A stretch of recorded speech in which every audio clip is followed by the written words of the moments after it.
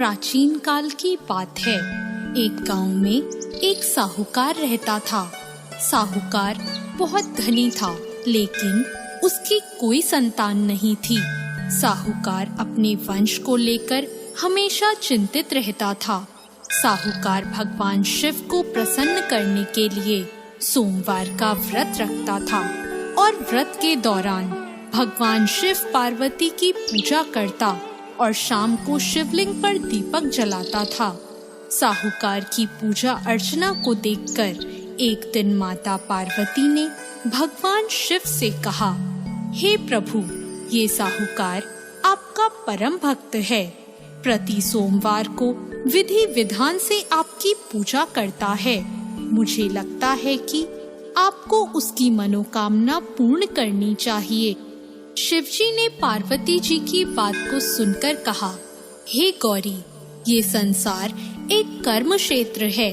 जैसे एक किसान अपने खेत में बीज बोता है तो कुछ वक्त बाद उसे पेड़ मिलता है, उसी तरह इस संसार में आदमी जैसा कर्म करता है उसे उसका वैसा ही फल मिलता है।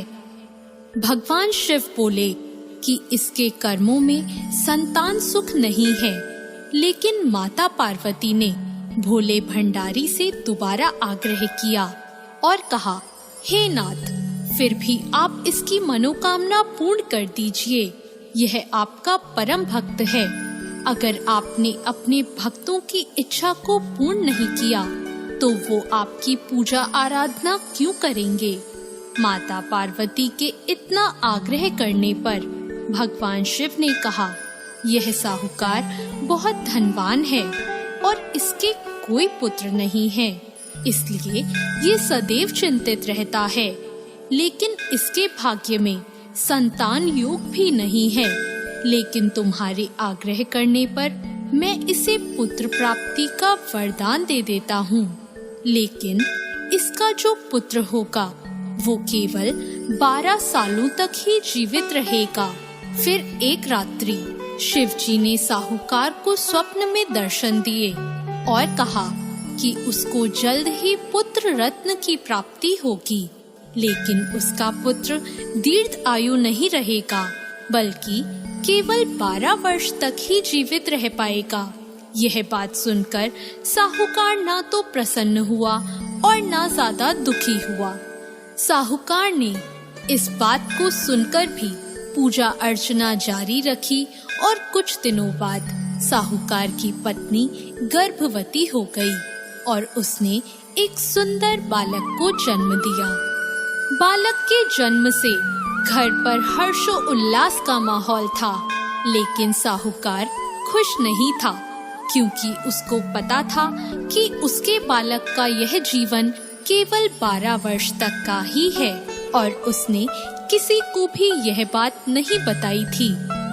जब साहूकार का बालक 11 वर्ष का हुआ तो साहूकार की पत्नी ने कहा कि अब इसका विवाह कर देना चाहिए, लेकिन साहूकार ने मना कर दिया और उसे शिक्षा के लिए काशी भेज दिया। साहूकार ने बालक के मामा को बुलाया और पैसे देकर उन्हें बालक के साथ काशी जाने का आदेश दिया। फिर साहूकार ने मामा भांजे से कहा कि वह काशी जाते समय रास्ते में यज्ञ करते हुए और ब्राह्मणों को भोजन कराते हुए ही जाए। दोनों मामा भांजों ने ऐसा ही किया। काशी जाते वक्त जिस रास्ते से मामा भांजे गुजर रहे थे, उसका राजा अपनी पुत्री का विवाह एक ऐसे राजकुमार से करवा रहा था जो कि काना था, यानी उसे एक आंख से दिखता नहीं था। दूल्हे का पिता इस बात से चिंतित था कि अगर दुल्हन पक्ष को यह पता चल गया कि दूल्हा काना है तो राजकुमारी विवाह के लिए मना कर देगी। इसलिए उसने जब साहूकार के पुत्र को देखा तो उसने सोचा कि मैं अपने बालक के स्थान पर तोरण के वक्त इस बालक को बिठा दूंगा और दुल्हन के पक्ष वालों को पता भी नहीं चलेगा। दूल्हे के पिता ने साहूकार के पुत्र को इस बात के लिए राजी किया इस तरह साहूकार के उस लड़के ने दूल्हे के कपड़े पहने और घोड़ी पर चढ़कर तोरण की रस्म पूरी की। तोरण के बाद फेरों की जब बारी आई तो दूल्हे के पिता ने साहूकार के पुत्र से अनुरोध किया कि वह दुल्हन के साथ फेरे ले और जब विवाह संपन्न हो जाए तो यह बात किसी को ना बताए। मामा भी राजी हो गया और विवाह समारोह भी निपट गया और शादी संपन्न होने के बाद मामा भांजा काशी के लिए प्रस्थान कर गए। परंतु साहूकार के पुत्र ने दुल्हन के कपड़ों पर लिख दिया कि तुम्हारी शादी मुझसे हुई है, लेकिन जिसके साथ तुम जाओगी वह एक आंख वाला आदमी है और मैं काशी में शिक्षा ग्रहण करने जा रहा हूँ। जब राजकुमारी ने यह बात पढ़ी तो उसने राजकुमार के साथ जाने से इनकार कर दिया और अपने पिता से कहा, यह मेरा पति नहीं है, मेरा पति शिक्षा ग्रहण करने काशी गया है। जब सब जगह यह बात फैल गई तो मजबूरी में दूल्हे के पिता को सारी बात बतानी पड़ी और दुल्हन के पिता ने भी अपनी बेटी को भेजने से इनकार कर दिया। इधर मामा भांजे दोनों काशी पहुंच गए और बालक शिक्षा ग्रहण करने लगा और मामा ने यज्ञ कराना भी शुरू कर दिया। जब साहूकार का पुत्र 12 साल का हो गया तो एक दिन वो अपने मामा से बोला कि उसकी तबीयत ठीक नहीं है और वह सोने अंदर जा रहा है। साहूकार का पुत्र अंदर सोने गया और उसकी मृत्यु हो गई। कुछ देर बाद जब मामा अंदर पहुँचे, उन्होंने जब अपने भांजे को मरे हुए देखा तो वो बहुत दुखी हुए, परंतु वह रो नहीं सकते थे वरना उनका यज्ञ अधूरा रह जाता। इसलिए मामा ने वापस जाकर यज्ञ पूरा किया और ब्राह्मणों का भोजन कराने के बाद मामा अपने मृत भांजे को देखकर रोने लगे। उसी वक्त उसी मार्ग से शिव पार्वती गुजर रहे थे। माता पार्वती ने किसी के रोने की आवाज सुनी तो उन्होंने शिवजी से कहा, हे प्रभु, कोई मनुष्य रो रहा है, चलो उसके दुखों को दूर कर देते हैं। शिव पार्वती मामा के पास गए और उन्होंने जब मृत बालक को देखा तो हैरान हो गए, क्योंकि वह भगवान शिव के आशीर्वाद से जन्मा साहूकार का पुत्र था। माता पार्वती ने कहा, हे नाथ, यह तो साहूकार का पुत्र है जिसको आपने केवल 12 वर्ष तक का जीवन दिया था।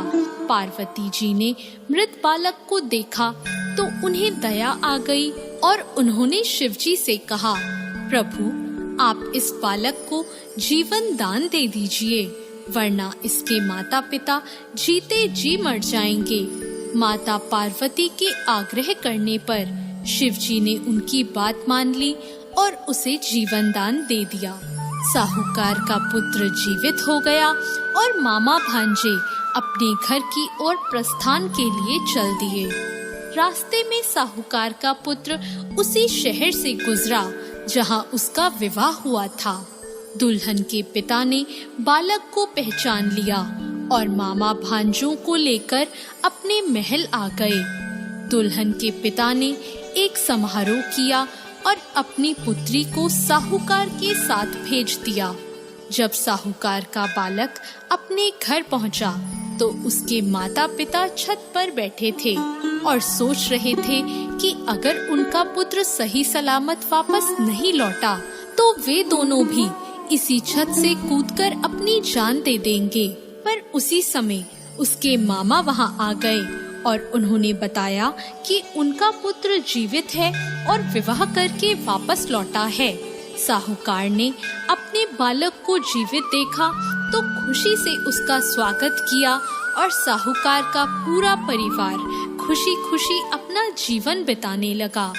जैसे भोलेनाथ ने इस परिवार पर कृपा करी, ऐसी कृपा सब पर करना।